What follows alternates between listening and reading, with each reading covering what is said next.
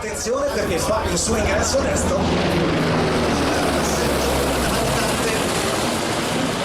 Un vero e proprio gioiello di tecnologia.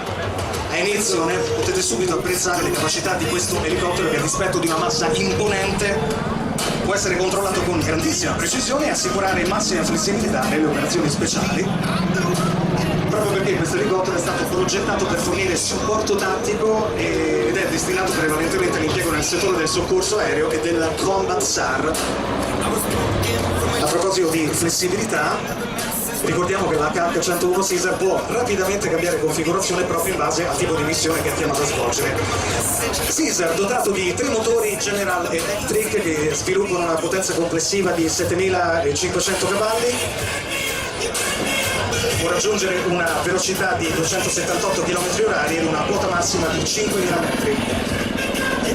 L'equipaggio presentatore quest'anno è composto dal capitano pilota Domenico Grande, al suo fianco come copilota il capitano Marco Cevini, entrambi appartenenti alla sezione velivoli ala rotante del 311° gruppo volo del reparto sperimentale. Un'altra virata sfogata alla nostra sinistra prima di effettuare un cosiddetto quick stop, ovvero un arresto veloce, in cui vediamo l'elicottero arrestarsi dopo questa spanciata, vedete? Si ferma da 150 km/h a velocità zero in un tempo ridottissimo. Inizia una cosiddetta transitional and reverse turn, ovvero un insieme di manovre che ci consentono di apprezzare non solo la manovrabilità ma anche il design di questa macchina.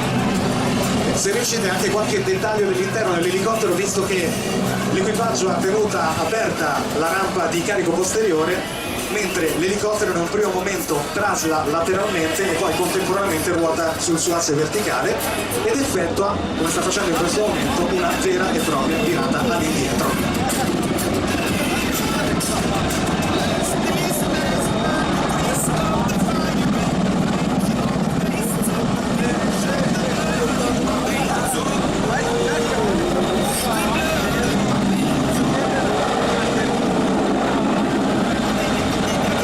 Adesso una backup climb, ovvero una salita in quota all'indietro grazie alla straordinaria potenza del rotore principale.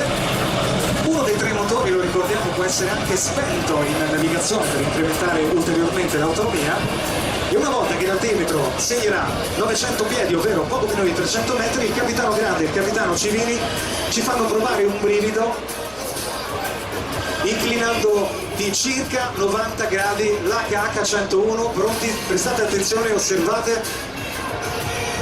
Incredibile, guardate come è inclinato questo bestione, questo elicottero così imponente. In quel momento entrambi i piloti, per effetto dell'accelerazione in assetto negativo, sono davvero appesi all'elicottero solo grazie alle cinture.